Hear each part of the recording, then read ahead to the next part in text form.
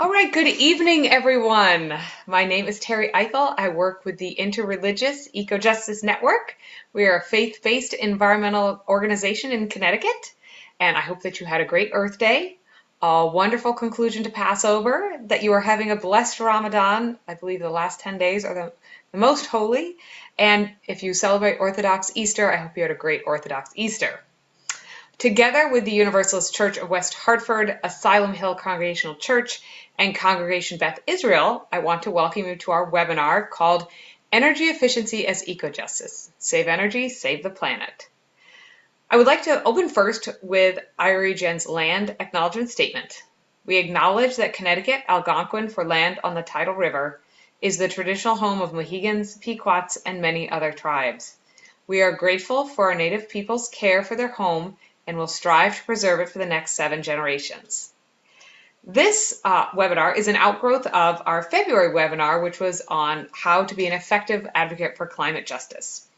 During that webinar, we proposed 2 eco-justice actions that congregations could take. The first was becoming a champion for electric school buses, and that webinar was held last week, and it's currently on our YouTube channel. This webinar is our second eco-justice advocacy on becoming a champion for home energy efficiency. We're also pleased to be able to offer Spanish interpretation for this webinar. This is our 4th time, I believe, but I will still give little brief instructions on how to select Spanish as your language. At the bottom of your Zoom screen, you should see a globe with the word interpretation. Click on that, and from there, choose Spanish. In the same box, choose Mute Original Audio, and you should be all set. I would like to thank our sponsors for this evening. This webinar is made possible through the support of many donors, including Lynn and John Fulkerson and Barbara Edelstein. I also want to thank Sabina Shelby, Mally Cox-Chapman, and Ted Lowenthal for their energy and commitment to helping create these webinars. I'd also like to welcome our presenters, Deborah Rowe from HeatSmart and Kathy Fay from I Heart My Home. I'm very grateful for them for bringing their expertise to us tonight. After their presentation, we'll have a moderated question and answer session, and John Greeno with New England Conservation Services will also join us to help answer our questions. So if you have questions, please put them in the chat or the Q&A, and we'll get to them in order. Now I would like to welcome Mally Cox-Chapman.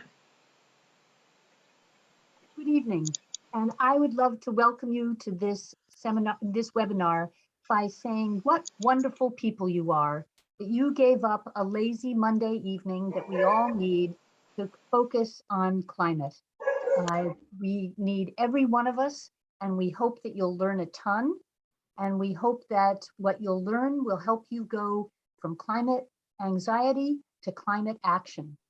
I do want to say that I hope that each of you, out of your enthusiasm and knowledge for what you learned tonight and in doing a home energy audit in your own homes, will then tell 10 people how important this is and how much you hope that they too will do the same thing. Because it's when we act first as an individual and then as a collective that we can really move the needle for climate change. Again, thank you so much for being here.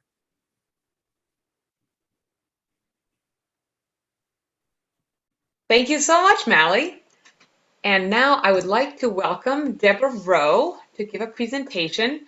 Deborah is passionate about our natural world and has been working and volunteering with environmental organizations for many years.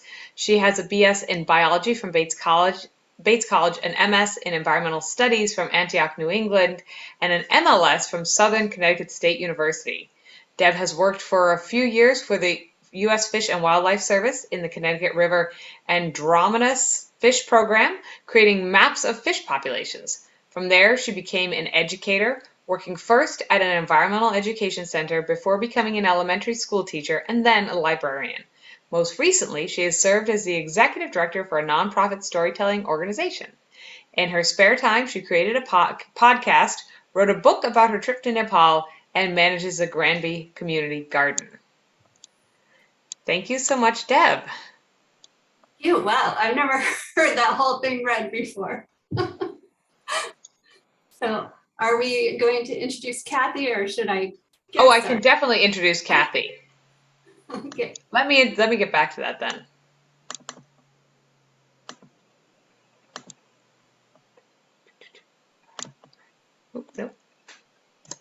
Kathy Fay. So we're also joined tonight by Kathy Fay. She is the Neighborhood Housing Services of New Haven's founding director of community sustainability, where she manages NHS of New Haven's environmental justice and sustainability educational programming. Sorry about that. And in partnership with energy engineer Michael Uhl from System Smart LLC, co-leads the I Heart My Home Connecticut Home Energy Concierge Program. Kathy also serves on the Connecticut Energy Efficiency Board, where she serves as a representative for low-income residential customers. Prior to her current position, Kathy was Senior Project Manager for Construction and Energy Conservation at NHS, rehabilitating houses in New Haven to be sold to low and moderate income first-time homebuyers. During her tenure at NHS, she has offered classes on home energy and home maintenance topics at NHS's Home Improvement and Energy Conservation Laboratory, and administrator for leadership in energy and environmental design, rehabilitation of the lab building, which achieved LEED Platinum certification in 2012. So thank you and welcome to both of you. Thank you. That's wonderful. So as Terry said, my name is Deb Rowe. I am the program manager for PACE, People's Action for Clean Energy. And PACE has been working on clean energy since the 1970s, if you can believe it. And I think it's time to put PACE out of business. And the way we do that is by transitioning Connecticut to 100% clean energy. So all of you can help with that. We'd love to have a break. Because we've made it, right? And I think that's a great vision for the world. Kathy, do you want to say a few words before we get into our slide presentation? I'm just really happy to be here.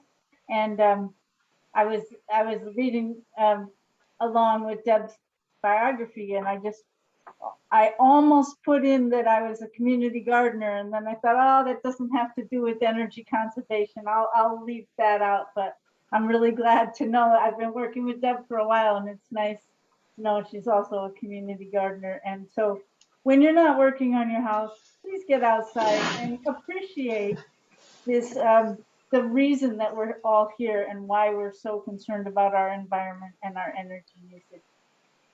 This beautiful world, we want to preserve it. And I want to thank Terry and IREJN and everybody that helped make this possible. For Kathy and I are really glad to be here to talk about energy efficiency as eco-justice. You really cannot have eco-justice without energy justice, right? And the sort of gateway, the starting point of that is energy efficiency. And specifically tonight, we're talking about residential energy efficiency, home energy efficiency.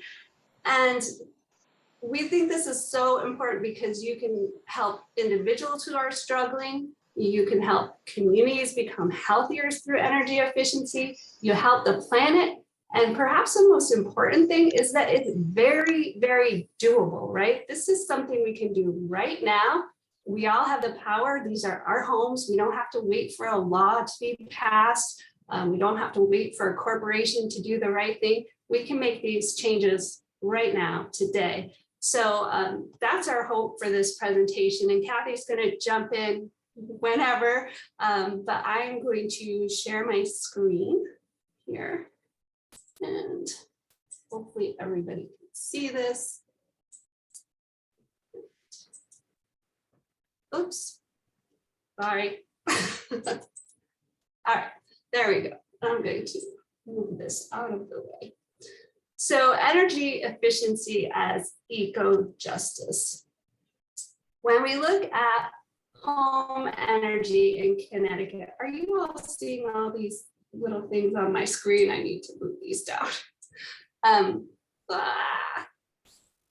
Looking at this pie chart, you can see the blue section there is residential home energy. So in Connecticut, home energy accounts for 1/3 of our home energy use. So that is the energy that we're using for home heating and home cooling, and also our electricity. So that is a big chunk, and that means that there's a big opportunity for us to make a difference.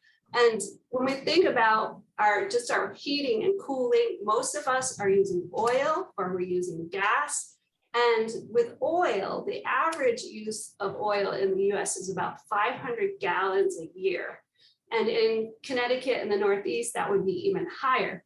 But if we think about it in terms of greenhouse gases, for every gallon of oil that we burn, we're emitting 22.4 pounds of carbon dioxide. So that's a pretty substantial amount. And if we look at this graph and we multiply the 500 gallons times the poundage, we get over 11,000 pounds the average home is emitting in carbon dioxide every single year. And you might look at the gas line and think, oh, if I use gas, I'm not doing as many things to the environment because it's about half. But with gas, you have to consider the fact that natural gas is mainly methane. So 90%, 97% or more methane. And the methane in Connecticut comes from fracked gas. And fracking is a very destructive process. They basically shoot a very toxic slurry down into the ground at high pressure to break up that rock. And it can do great damage to the surrounding communities. But not only that, you have to get the gas to Connecticut, right? And if it's coming through pipelines, pipelines often leak.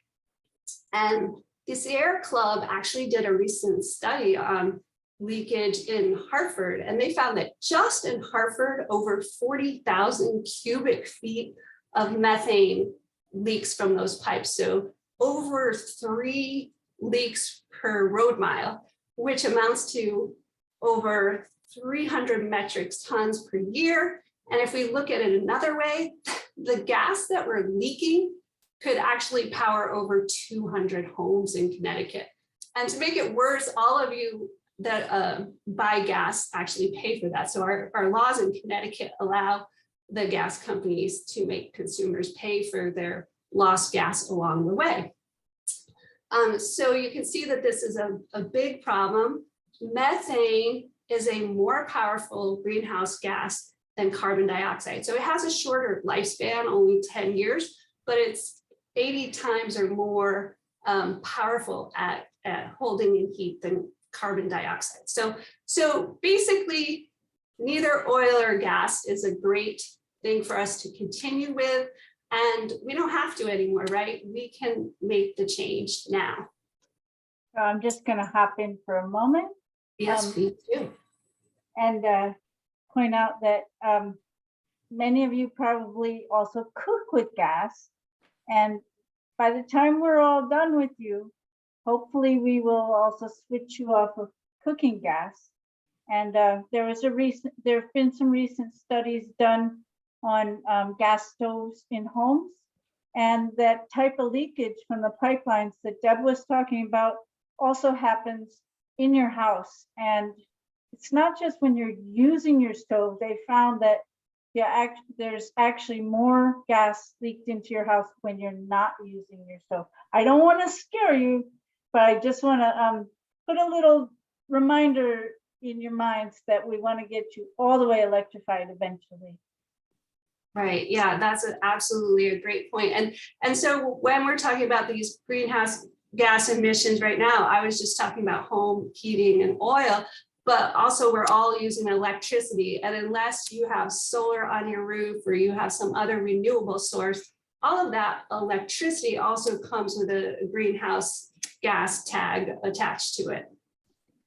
So this graph is really just for home heating and cooling. And, I always think about, like, what if we could see it? Would we be doing this if we could actually see our greenhouse gases, right? Carbon dioxide is invisible, methane is invisible, but if we could see thousands and thousands of pounds of greenhouse gases going into the air, would we do it?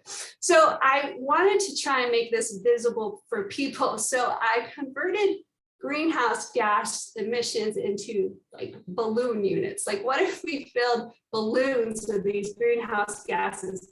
So I'm going to stop sharing for just a moment because I have a video that I made that I want to show you. So I am going to share it again and then share optimize. Okay. And hopefully you'll be able to hear this okay. Oops, nope, I'm sorry. See, Terry, you're not the only one with Zoom problems. Let me see. All right, I just have to get the right screen. So tell me if you can see this. Kathy, can you see this video now? Can you see it? I don't see anything moving, but I see the same slide, same thing as when you had the slide up. Oh, yeah, right? yeah. Yeah, Okay. it's got the red arrow. Okay. Got the right. There we go. Can you hear it? On Yes. average in the US, homes heating with oil burn 500 gallons per year, releasing over 11,000 pounds of carbon dioxide into the environment. What would it look like if we could see these emissions? Let's imagine that we fill balloons with the carbon dioxide. We could fill 445,116 9-inch balloons in 1 year with the emissions from just one home. A 1986 balloon drop in Cleveland released 1,500,000 balloons, the equivalent of emissions from 3 homes. Here's what 1,500,000 balloons looks like.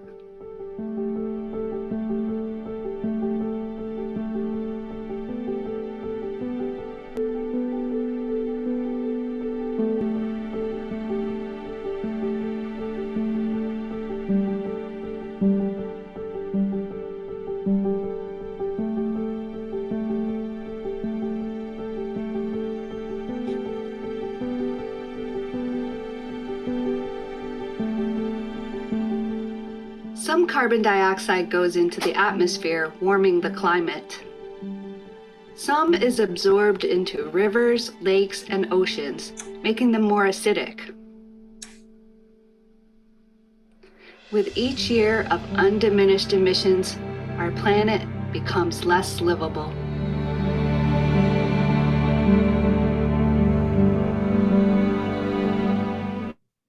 Okay, so I hope that gave everybody a little bit of an idea to help you visualize just how much. Greetings and welcome to Oops, the sorry. segment of today's opening workshop where we get to Sorry, that must have been another video that came up. Some guy from Hawaii. All right, so let me come back here and share my screen again. It's just going back and forth that gets me. Okay, so again, I hope that folks were able to visualize all of the gas emissions that we create. But the good news is that we can solve this problem, right? It's fixable through 3 steps. Basically, starting with home energy efficiency, right? We make our homes more efficient. We seal up all those leaks. We make sure that we have insulation and that we have, a good envelope on our house. And then comes the next step. We want to get rid of as much oil and gas as we can. So electrify everything from our cooling and heating systems to, like Kathy was saying, our cooking, just electrify everything. And then of course you'd want a clean source of electricity like solar. And then the third step would be to encourage other people to do exactly the same thing. And so we can do this. And the second piece of good news is that these home energy efficiency programs already exist, right? We do not have to invent them. They're here and we just have to use them. So one of the programs is the Home Energy Solutions Program. And this is done through Energize CT.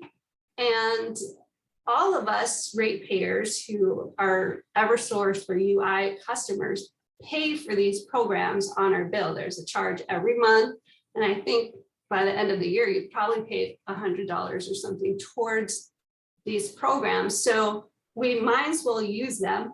And last year I got my home energy solutions service. So I just wanted to show you that again. So I'm going to attempt to stop share and reshare again this video. And I apologize to those of you who have already seen this video 100 times because some of you have seen it multiple times.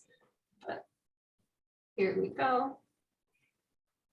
Hi, this is Deb with PACE, and I just wanted to share the results of my recent home energy solutions audit that I had. And to tell you the truth, I wish I'd done it a lot earlier. The certified energized CT techs come out. They do hundreds of dollars worth of work on your home.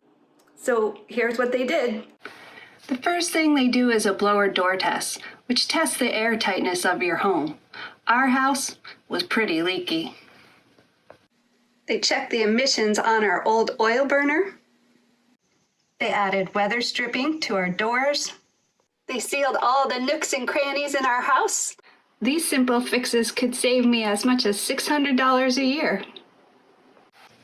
And the service only costs $50. Or if you're income eligible, it will be provided at no cost to you. This HES audit is a great idea. So that's just a little sampling of my HES audit, but they do a lot more than that. They wrap the pipes and. All right, greetings. Oh my Welcome gosh, I've to started that the thing segment of again. today's. Okay, so let me just go back to our PowerPoint presentation. Sorry for the back and forth, but that was the only way I could figure out to do the videos. Okay, so you learned a little bit about the home energy solutions service. As part of that, when they're done checking for safety and sealing up all the air leaks, wrapping the pipes, they put in faucet aerators, they do weather stripping, all kinds of things. And at the end, they give you a breakdown of everything. And they also look into further weatherization that you could do. So insulation, windows, these are all about making that outer envelope of your house even better. And so part of what we're doing tonight is hopefully asking people to reach out, like Mally said, to like 10 other people and let them know about this program. And, you know, maybe everybody's interest is not the same as ours. Their first interest might not be the planet, right? So maybe you want to talk to them about money and how this can save them money. So just getting the HES audit will reduce their energy use, but then getting these further measures will also help a tremendous amount. And there's really good rebates. For example, on insulation, it's $1.70 per square foot. And what that translates to is 60% or more of the cost is covered through these rebates. And also with windows, if you have single pane windows, you can get a $50 if you switch to double pane and $100 per window if you switch to triple pane.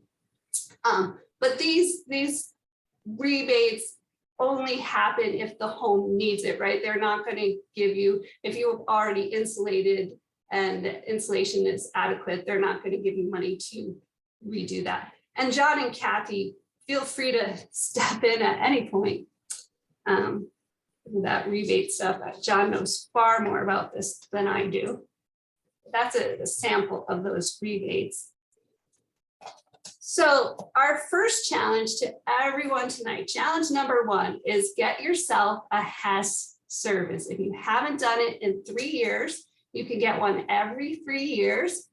There are 3 ways for folks to do that in my to my knowledge. So one is if you live in Guilford or you live in West Hartford or Bethel, you can sign up at heatsmartct.org, or you can call 1-877-WISE-USE. Or the third way is to schedule a HES audit with the assistance of a home energy coach from I Heart My Home. And Kathy's going to talk about that a little bit later.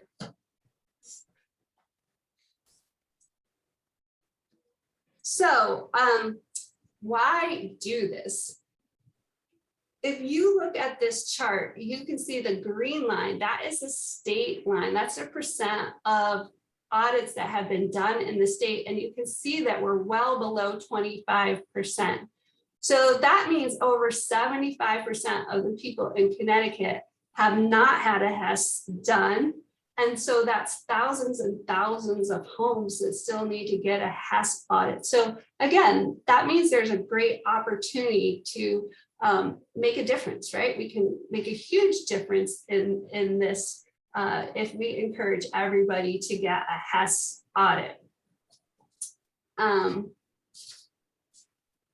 Let's just see. So churches and congregations, synagogues are really well suited to starting a HES campaign. So that's my second challenge to everybody tonight, is to go ahead and get a HES, to start a congregation-wide HES campaign. And this could be a really fun thing that you do as a multi-congregation, maybe IREJN start something, you could have like a friendly competition, you can have prizes, all kinds of things. And just if we think about one congregation, so I looked at the Beth Israel website, there are 700 families that I saw there. So assumably 700 households. And for each HES audit, Energize CT says you reduce the amount of emissions by about 1,300 pounds of carbon dioxide a year. So if all 700 households were to get a HES, that's nearly 1 million pounds of carbon dioxide that's not going into the environment. So you can see what a huge difference just from one congregation doing that. And if every congregation did that, the difference would be truly, truly significant. And there are probably a lot of ways to start. You want to get a committed group of volunteers together, and you want to make a big splash about it, and probably start with a survey and do a baseline assessment, find out how many people have had a HES.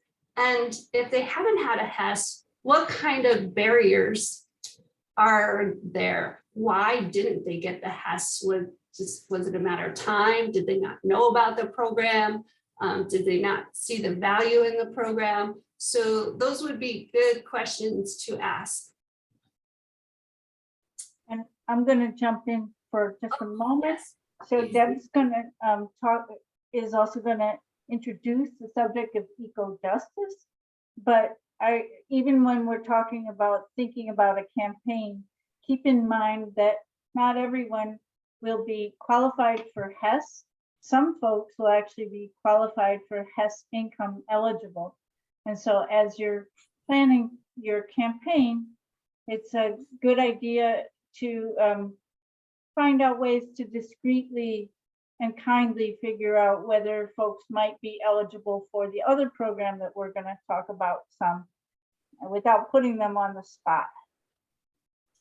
Yeah, it's a really great idea, Kathy, right? To get to know your congregation as well as possible. It'll make a big difference in getting this going. So Kathy was just talking about the eco-justice aspects of this, and you can see this is the map from the state of Connecticut. These sort of coral colored ones, these are communities that are considered distressed communities in Connecticut. There are quite a few.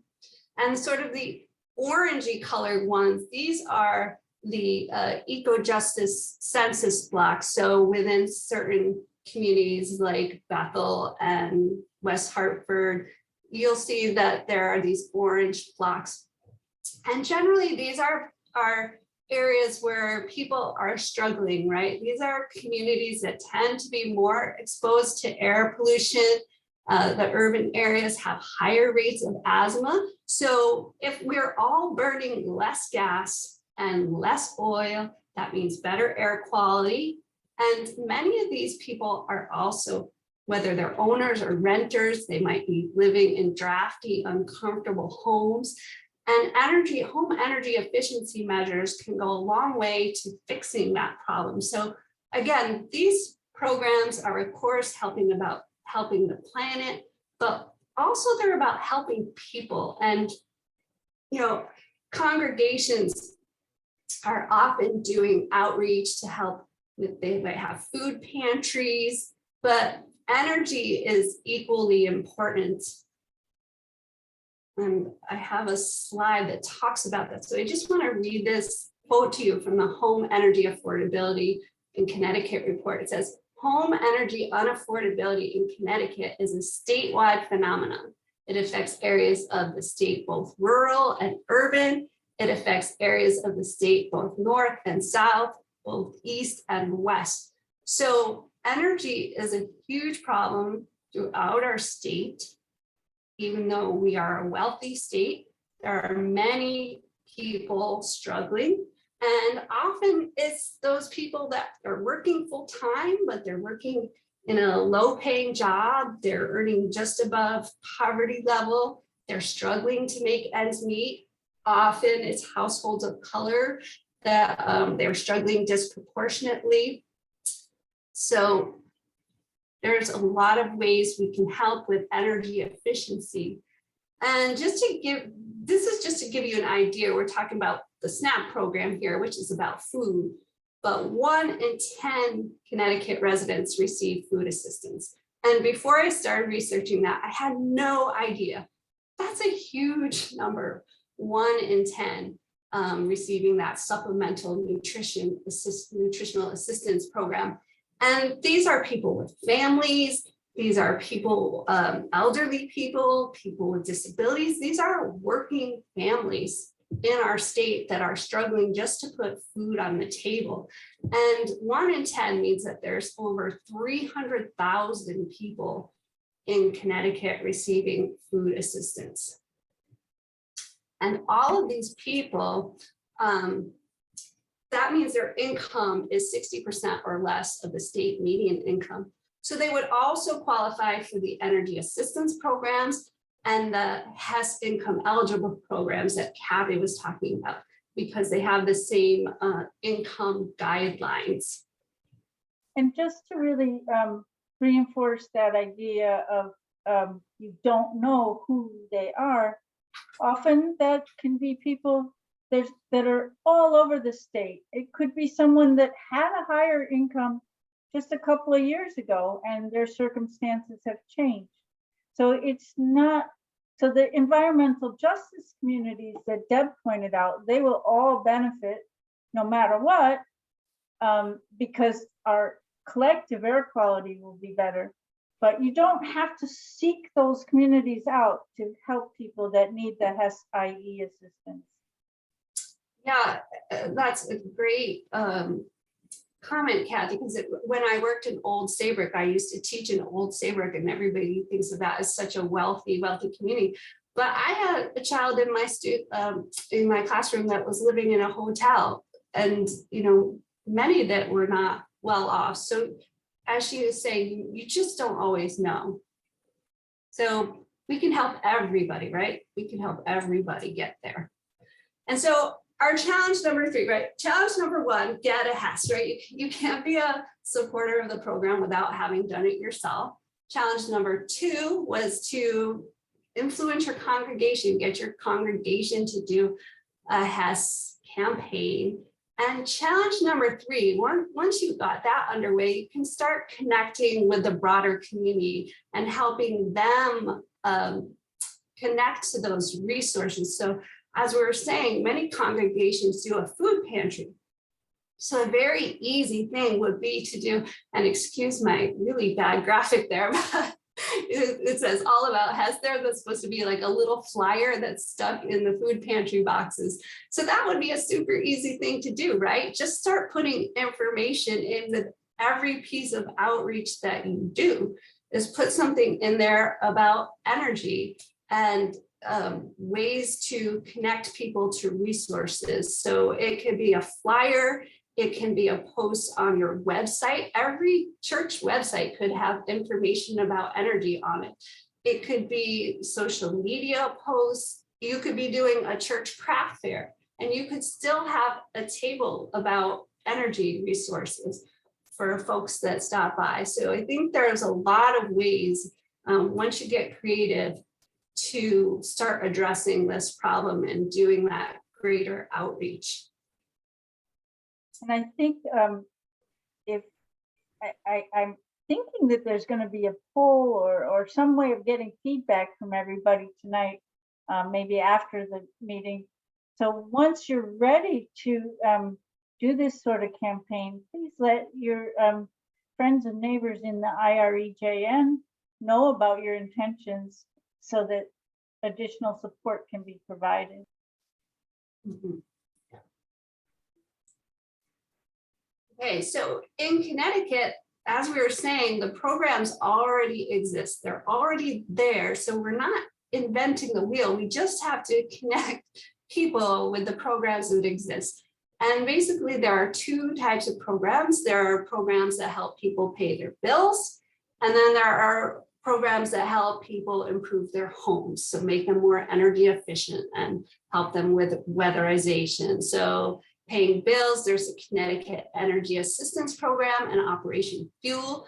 And then with energy efficiency and weatherization, we have the HES and HES-IE, which are specific to Eversource and UI customers.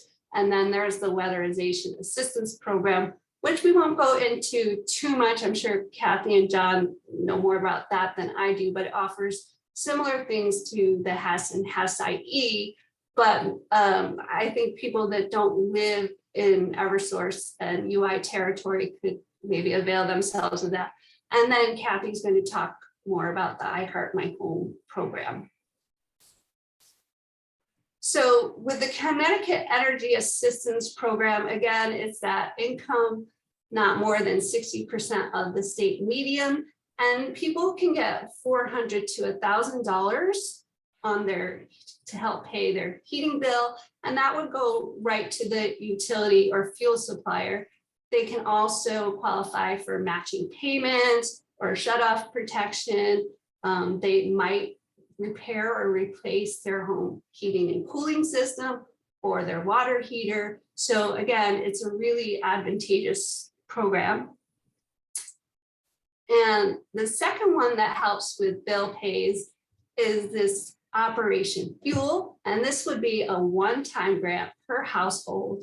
And the difference here is that one of the differences is that the income does not exceed 75%. So maybe those folks that didn't qualify for the Connecticut Energy Assistance Program might be able to qualify for this. They need to be in financial crisis, which is considered to be a situation in which the family must choose between paying their energy needs, they're buying their food, paying their rent or mortgage, or paying their medical bills. So again, folks in need can avail themselves of this Operation Fuel, and they can either go to Operation Fuel website, or you can dial 211, the Connecticut information line, and find a fuel bank. But Operation Fuel would make them apply for the Connecticut Assistance Program first, and then if they couldn't get it through there, then Operation Fuel may give them the grant. So And those are two. Oh, go ahead, Kat. Sorry. Go ahead. I'm going to jump in one more time to really give a big plug for Operation Fuel. So we've talked a lot about how these fuels are so bad for the environment and so bad for the indoor air quality and our health. And then we said, but we can also help folks with lower incomes, and we can help them buy more of that same dirty fuel. And so that sounds, like a little contradictory, but one thing I want to really give a plug for Operation Fuel about is that they are working with us to figure out and pilot ways to leapfrog the people that need that type of assistance to getting high efficiency heat pumps and, you know, doing their full weatherization, doing all of that. And I just, if you're familiar at all with Operation Fuel or you've never heard of them, they're the oldest fuel bank in the country. But right now, I think they're also the most far looking and environmentally aware of these fuel banks. Okay, that was it. I just really had to give Oh, them. that's terrific. I didn't even know that. I learned lots from you, Kathy. Thank you. So those two are the ones that'll help pay the bills. And tonight, I know we're talking more about the energy efficiency aspect of things, but I feel like they all go together, right? We want people to be able to afford their bills, and we want them to live in cozy, safe homes. And so in terms of energy efficiency, we mentioned that there are two programs. They're very similar: Home Energy Solutions and then Home Energy Solutions Income Eligible. And the certified technicians come out, and for both programs, they evaluate your home's energy performance. So like I said in the video, they checked my oil burner. Many of you know Bernie Pelletier. They checked his gas system. They found a little leak. So it's very important. It's a safety thing. So if only for safety reasons, it's a really great idea to get a HESS.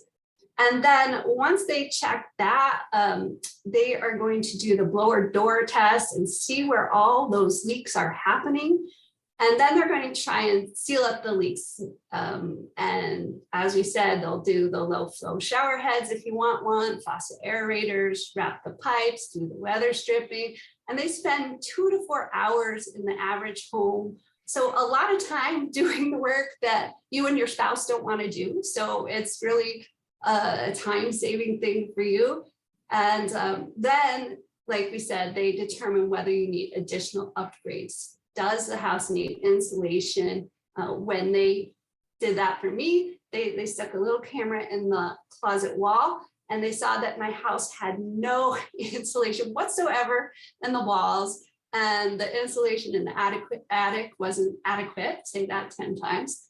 And the basement also needed insulation. So it's good to find out those things. And then you can do something. Once you know, then you can do something. But there are definite differences between HESS and HESS income eligible, and they're important differences. So first, HESS income eligible, again, you're at 60% or below the state median income.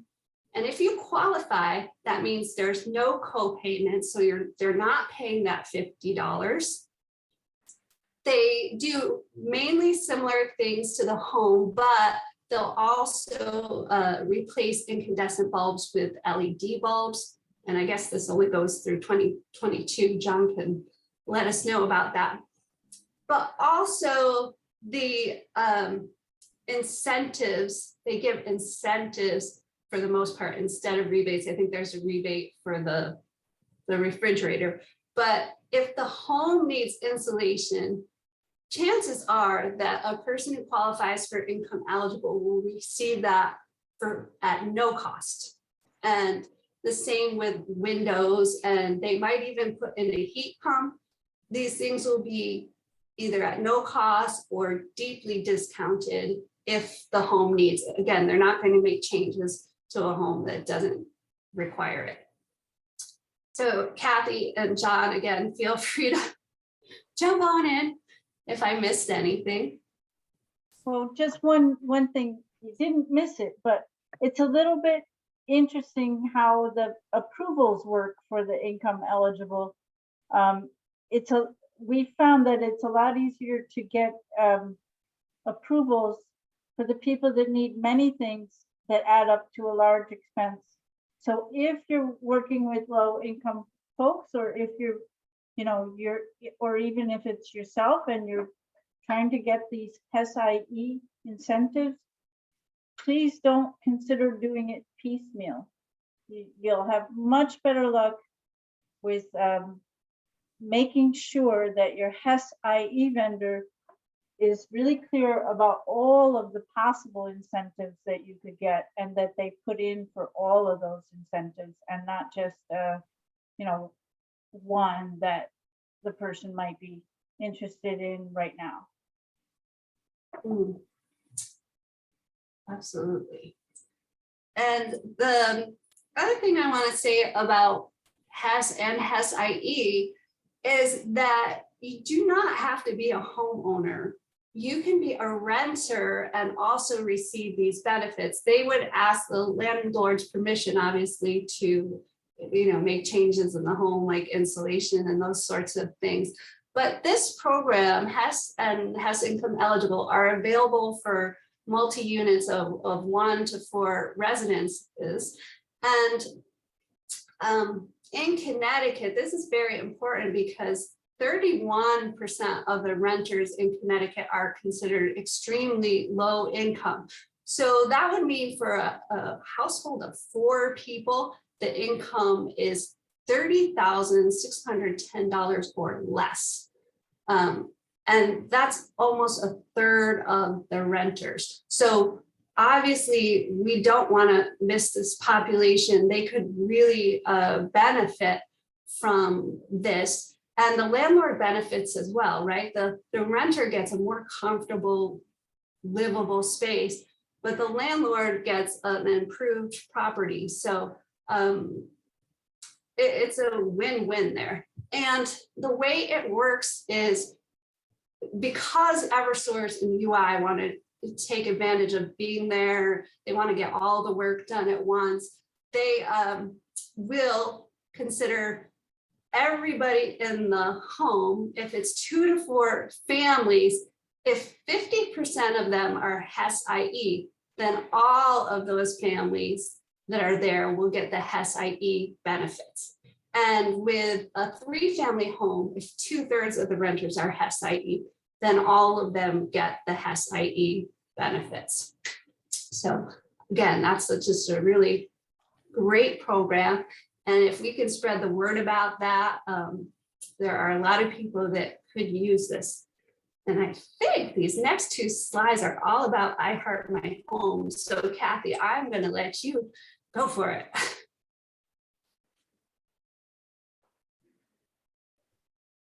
I'm muted. There we go. So I Heart My Home is for when you're totally confused by everything that we just told you. And what I mean by that is we are basically what's called a home energy concierge service. And we coach people so that they can access all of these resources and other resources that are not provided by HES and HES IE that the customer may need as well. This is a no-cost service, and it's geared specifically for Connecticut homes that are 1 to 4 family, for people of all income levels. So you could go to the next one. Go to the next one. Okay. Yeah. So we are a trusted advocate that is really a disinterested third party. We work with homeowners, renters, and landlords to pursue their energy efficiency upgrades. And what that means is that there are things that you might not want to do this year, but you might be thinking about it. So as you're getting your HES audit, you might want to be considering, well, I might want to do heat pumps. I don't know if I'm going to be able to afford that, or I might want to do solar. How does that fit in with the EV that I'm thinking about buying? And how do all these things fit together? So we help you think through what your energy usage is now. We do an energy model, and then we help you think through where that might end up and how to get there.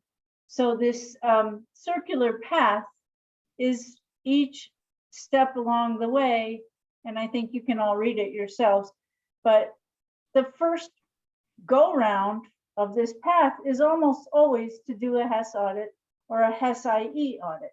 That's almost always the first project for everybody. Occasionally there's somebody that has already just done one 6 months ago, and then they might have a different first project. For some of the customers, and especially income eligible, but really anybody that's living in older housing stock, there are often health and safety barriers that get identified during that HES or HES-IE visit. And then we can also help find resources to address those. So when earlier it said, how can you get an energy audit? The idea of reaching out to Heat Smart or to reach out to I Heart My Home is because we're invariably going to tell you the same thing, which is get your HES audit, get your HES or get that HES-IE audit. And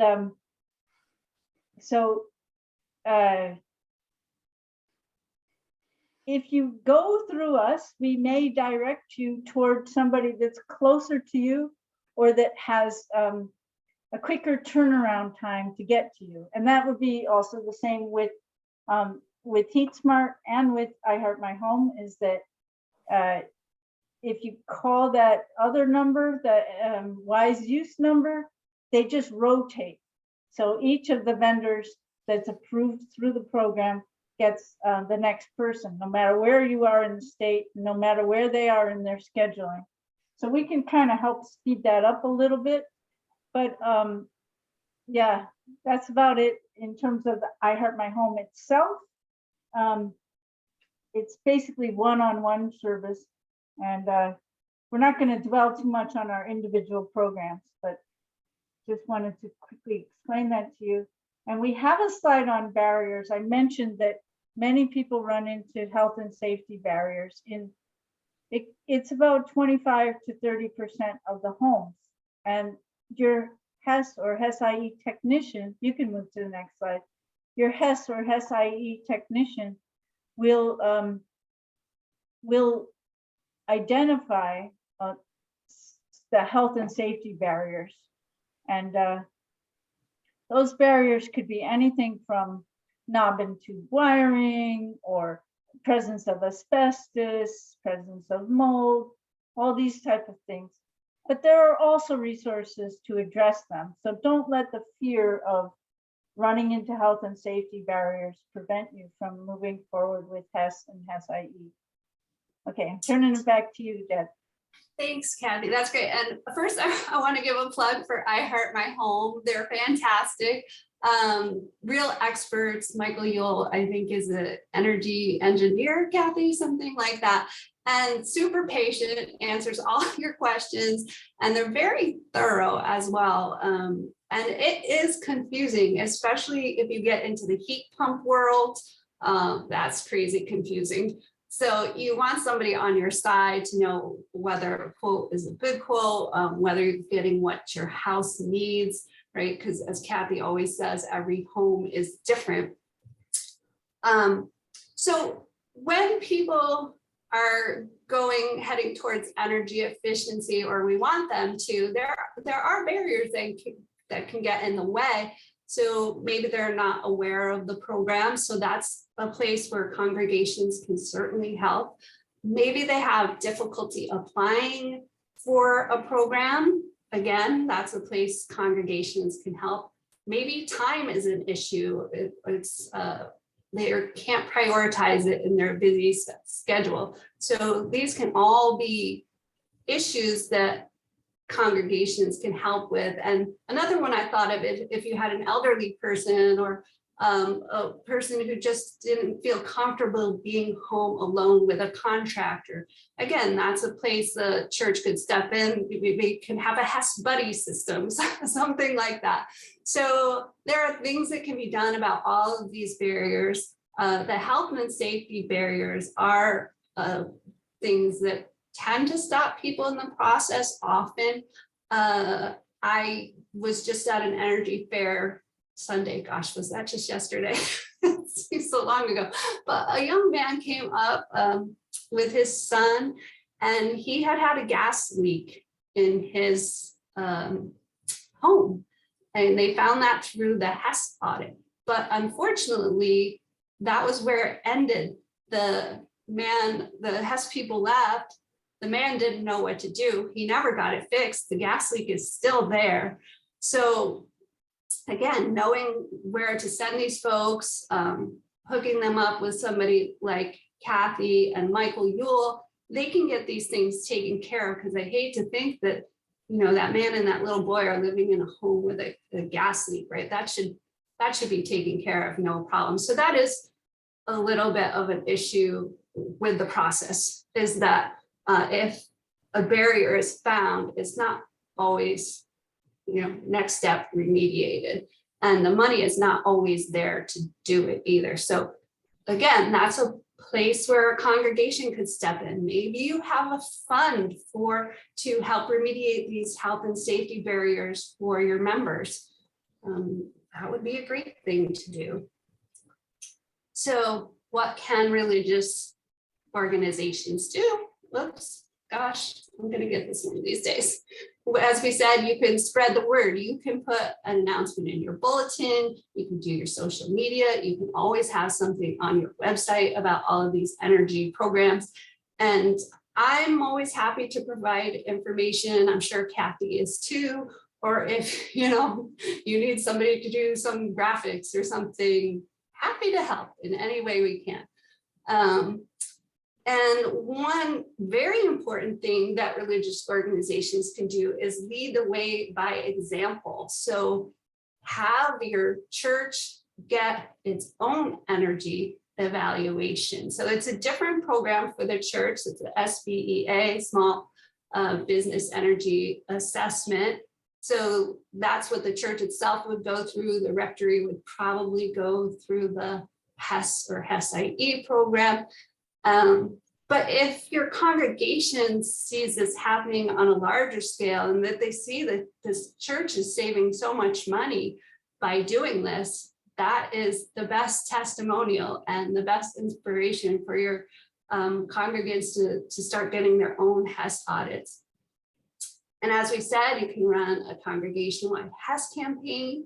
You can assist those who have some sort of barrier, whether it's a time barrier, whether it's an educational barrier. Look for ways to overcome those, right? And the first part of finding that out might have been the survey, or as Kathy was saying, getting, start talking to folks a little more and seeing where they're at. We talked about creating a fund for barrier remediation and just adding some energy component to every bit of outreach that you're already doing. Just add in that energy piece. And this last slide here is just a little bit of examples and resources for congregations. So nationwide, there's this coolcongregations.org, and they have lots of tools on their website for helping churches become more energy efficient and taking action on climate. And they give out prizes and awards. And so there was one in Virginia that just won, the Rock Spring Congregational Church. And their aim is to become a net zero church. And with this next round of efficiency measures that they're doing, their energy bills are going to go down 85% from $37,000 a year to $5,000 a year. And so these energy programs are no joke, right? They're very, very important. And the Energy Star website says that churches on average, or congregations, synagogues, what have you, can reduce their energy bills on average by 30%. So that's a big deal when you're talking thousands and thousands of dollars. And one example of that in Connecticut is the Episcopal Church Diocese. They have a creation care ministry that John can tell us more about. Actually, I don't think any folks from the church are here tonight, but they just are starting to require an energy audit for all of their churches. And the rectories are getting done at the same time. They've They have John as a consultant, which I think is great. They've set up a whole system, and they have different regions that they're working through. And so they're really getting it done and making a difference. So that's a great example if anybody's thinking of also doing their churches or their places of worship. That would be a great folks to contact. And then there are some others on this list as well that I don't know quite as much about. Maybe you all know more about them, but just Googling on the internet, there are so many churches working on energy issues. And the reason is because it is so important and can really make a difference in people's lives and the climate. So you're hitting all the important points with energy efficiency. So I think I will end it there, and people might have some questions, or Kathy, you might want to add to some of that. Well, I'll jump in for just a second. There were a bunch of questions that I typed answers to because I was worried about time. And so, yeah, so, but I think we're happy to answer them out loud too, if that. Yes, thank you so much. That was so great, super helpful. I was wondering, I wanted to get to Merle's question. She said, what are HES incentives for landlords who are resistant to having their properties looked at so closely? She's encountered this. So sometimes you have landlords that don't necessarily want this to happen. And the other question is sort of another one on landlords. I know the HSIE programs are for 1 to 4. Are there programs for the large apartment buildings as well? Yes, So there are. 2 questions. How do you deal with landlords that are resistant, and then the programs for larger apartment buildings? So I'll start, and then so one thing to think about in the 1 to 4 is that the landlords are also sometimes they're owner occupants, and so they're not necessarily landlords far away. But in any case, the thing that we've been actually reached out to by many owner occupant type landlords and small landlords, and I think the recalcitrance has to do with fears of being non-code compliant. So it's really important to underscore that their HES inspection is not a code inspection. And so they don't need to fear that. Some towns consider doing campaigns where people have already been caught with code violations, and then the inspectors come out and give them information about how they can also get all this free stuff for their buildings. But so that's an opposite way of overcoming their fears when they already had to face them. So then I think John had chimed in about programs for larger apartment buildings. Yeah. I'll just quickly go in. Yeah, in regards to just following up with Kathy, for a lot of building owners, I mean, you have to stress the improving. If you're going to improve the value of the home. So if you're going to be able to put windows into a home, for example, or a new heating system into their units, it improves the overall cost or the value of the building, and that's usually something that they can relate to. There are programs. There's a multifamily program for 5 units and up, and those programs are split. There's the services are assessed based on income. So, for example, if you have a property that's a multifamily that the majority or 2/3 of the residents are low income, the levels of services can be much greater. We've done things as a company with low income housing projects that would include things not normally thought of. Did one project a few years ago, and we found that the ductwork had never been cleaned in 60 years, and that there were high levels of children with asthma in these buildings.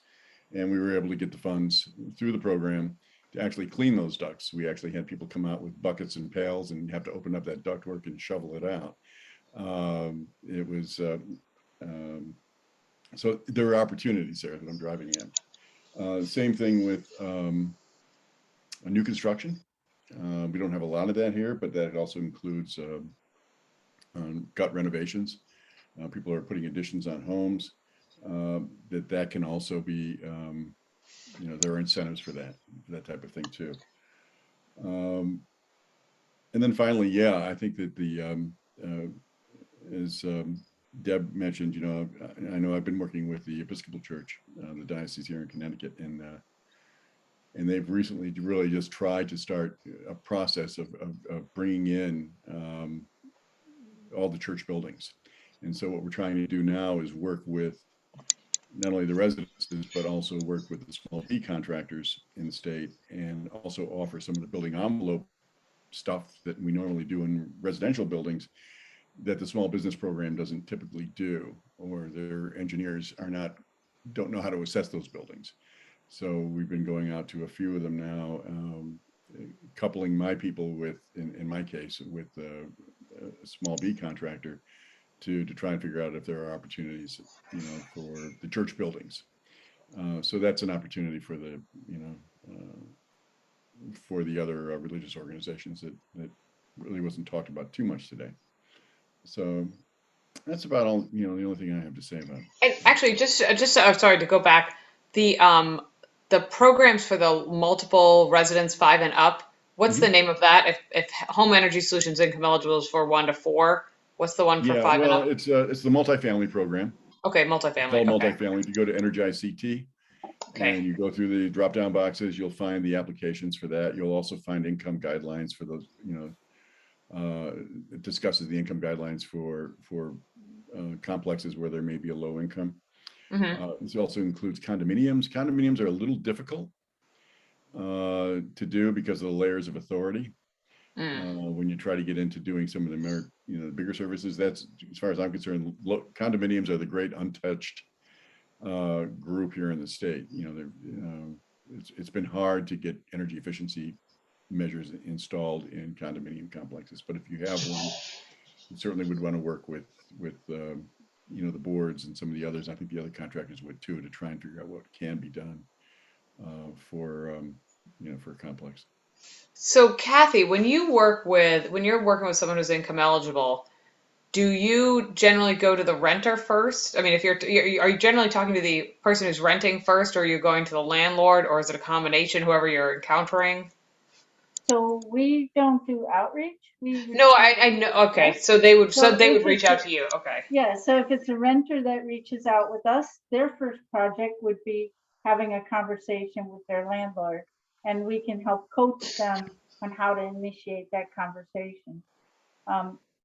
If the person is a landlord already, then we start with helping them determine whether their building is going to, based on who lives in the building, could be eligible for the income eligible or for just regular HEC.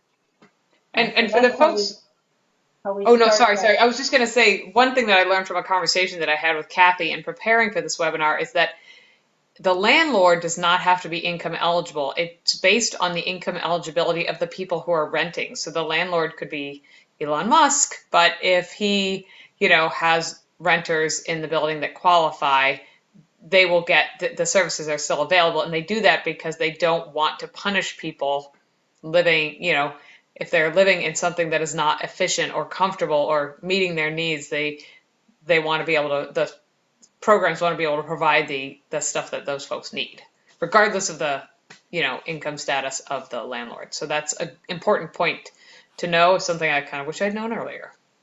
Yeah, and one more thing to Merle's question about another thing to explain to landlords is something that means a lot to them usually, and that is they will have less turnover if their renters can afford to pay the energy bills.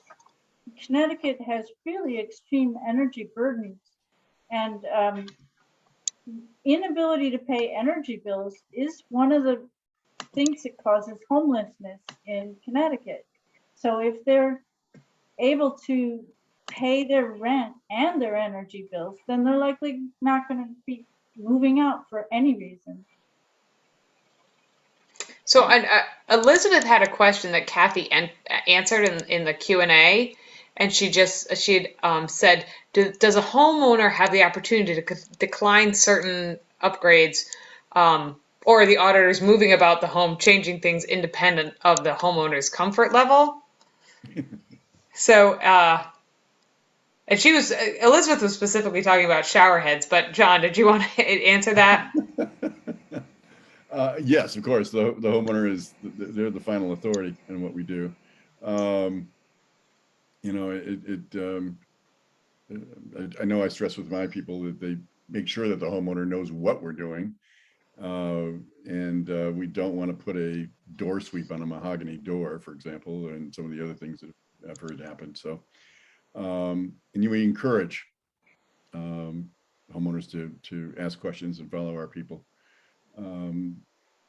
Interestingly, we found that, you know, after the COVID, we found an uptick in services, and but we also found an uptick of people working from home. And they didn't want to be bothered once we got there because they were locked into an office or they were locked into a bedroom doing whatever they were doing. And we actually found that was actually, it got to be a challenge for us to get people involved in the process because they were, you know, they didn't want to take the time. So, Interesting. so yeah, so that is, but in any event, yeah, whatever you do, you need to encourage people to participate, and certainly a homeowner can refuse any service that we offer. That is great. Are there any other? There was one other question, but I don't know if this is the group for this. Peter was wondering about incentive programs for electric vehicle chargers. Does anyone know about that? If they're in. Well, there are incentives, but I'm not sure about for churches. It's something that we would have to find out. Okay. And there was another question from Amrit. How do we locate reputable contractors for installation, etc.? So there's a couple of ways. Many of the HES vendors work with insulation contractors, and those are all reputable folks, or they wouldn't want to work with them. And then you can also get bids, and if you need help figuring out what to put in the bid, your HES vendor can help you because they will have written that up, what you need in there, and giving that to you. But let's see if John has any more to add to that. No, not really. You know, the HES installer technicians should be able to guide you, you know, to you know, installation contractors that work well with the programs. So they would be your first resource. And then if you wanted, like, so the rebates are for a certain amount. You use, as a homeowner, you could choose to put in more insulation if you wanted to. You don't have to just stick with the amounts that are specified, you know, as eligible for the rebates. But you don't necessarily want to overdo that. But there are contractors that don't work with the programs as well, and that aren't going to the program guidelines, that are going to whatever specifications you want them to go to. And Kathy, just to go back to that question, we had someone in Bethel, they asked about doing it themselves. And the rebates are actually not as good if you do it yourself. And it's just such a much more hassle that you're way better off going with an installer and having them do the rebate process for you. Eversource, I had part of my home done through my HES contractor. They did the insulation, and then I did the crawl space separately, and Eversource has rejected me 2 times. So it's just so much easier to go through your installer. Great. I think I don't see any other. Well, let me see if there's any other questions in our chat. There's one about church energy audits. And so basically a church would be considered more like a commercial building. It kind of depends on the size of it in terms of how it could be measured, but we can help you find folks. Some organizations that are with both with the HES and HES-IE programs, as well as other ones, can also do that audit. There are a lot of people that can do the audit for the church. Yeah, I'll just IREGN jump has in helped. quickly and just add that whichever way you go, whether it's small business or residential, the church or the facility should look at their electric bill. And then if it's a commercial bill, commercial account, it goes to small b. If it's a residential account, it goes into the HES bucket. So that would be that's the way to determine which way to go. And my experience has been that the congregations are mostly small business energy advantage. Like I haven't really run into a congregation that was under home energy solutions, but often if there's a parsonage or a living space for the religious leader, that will be the home program. So I wanted to just highlight, actually, before we have a poll, although these are, you know what, I need to give an update about legislation. So tomorrow, House Bill 5039 is being merged with Senate Bill 4. House Bill 5039 will bring medium and heavy duty trucks up to the vehicle emission standards of California. This is very important. Only 6% of our vehicle fleet in Connecticut is made up of these medium and heavy duty trucks, but they produce 53% of our air pollution. So that's HB 5039. It is being rolled into Senate Bill 4, which will electrify our state vehicle fleet, including electric school buses. So these are two transportation related issues. Often in a short session, they are put together. So what we'll need you to do is call your senator and ask them to vote for Senate Bill 4. When you do that, you will be supporting both of these bills. It's very important that both of these bills get passed. They'll have a very big impact on our air quality, on our greenhouse gas emissions, and will greatly improve the environmental situation for people, especially in environmental justice communities. So that is Senate Bill 4 that is going for a vote on the Senate floor tomorrow. And then we also have an event on Friday, April 29th at 11 a.m. in Hartford. I will send information about it. We are bringing letters to Bank of America and Wells Fargo, calling on them to divest from fossil fuels. The event will be from 11 to 12. It's an interfaith event that IREGN is planning with Dianu, which is a national climate action group. And Merle Paczynski and her husband, Rabbi Jeremy Schwartz, have been leading this. So I'll also send out information about this.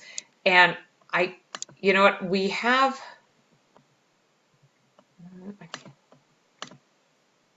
I have two polls. I'm gonna have to send out a survey after this because I would like to know how many people would like to do this and would like help. And I did not set up my poll that way. So I will ask you to get back to me if you're interested in doing a weatherization campaign, either in your congregation or in your community, and if you would like help doing that. If you feel like you have gotten some more tools, but you need a little bit more help, that would be great. I would love to be able to forward your information to I Heart My Home or whoever can help you as well. And I will also send out the contact information for Kathy and Deb so that you can reach out directly if you have further questions, especially about heat pumps or home energy efficiency or whatnot.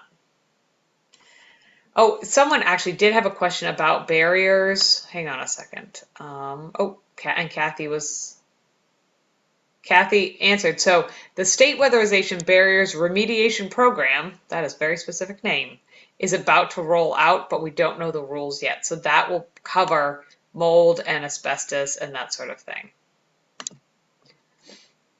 And Aaron Good said there are public meetings this week on the State Weatherization Assistance Plan. So, all right, we are a little bit half an hour over our time, but thank you so much for everyone who came tonight. Thank you so much to Deb and Kathy and John for lending their expertise, and for Cami for providing Spanish interpretation. I'm just so grateful for everyone for being here. I hope that you will go into your congregations. For one thing, do the Home Energy Solutions program if you have not yet done it. And then go into your congregations and organize a campaign. Be a champion for this. It will make such a huge difference. I personally am going to work in my town, Preston, this summer. We are just very close to being a distressed municipality. I know this is going to help a lot of folks. So thank you again, everyone. I will upload this to YouTube and get it on our YouTube channel. You will be able to share it with other folks. So thank you again, everyone. Thank you. Thank you. Yeah. Take care.